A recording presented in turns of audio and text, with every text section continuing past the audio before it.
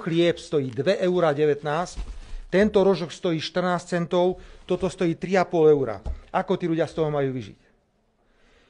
Chcem nechať odkaz z tejto tlačovej konferencie a som naozaj veľmi nahnevaný pánovi Hegerovi. Ak ho stretnem, tak tento rožok namažem maslom a ho vopchám do huby, aby pocítil, ako boli chudoba.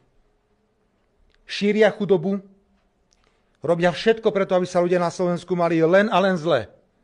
Ale robia všetko preto, aby pomáhali tam, kde pomáhať nemajú. Ja som s veľkým rozhorčením dnes prijal informáciu, idú sa veľké peniaze míňať na výstavbu školiek pre deti z osad, aby mali povinnú školskú dochádzku od 3. roku svojho života. Tak ľudia, ktorí chodia do roboty, poctivo platia dane, robia všetko, čo môžu, nemajú kam deti dať. Ale osadníci, Rómovia, ktorých si kupuje Matovič takýmto spôsobom, sú od rána do večera doma, no tak budú mať ešte extra výhodu, lebo ich deti budú chodiť od 3 rokov do škôlky, kde budú mať všetku starostlivosť na svete, ešte aj zadky budú určite vytierať tým, ktorí nosia plienky.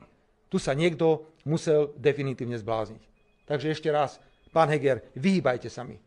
Tento rožok natretý maslom vám vrazím do úst, aby ste pochopili, ako bolí na Slovensku chudoba.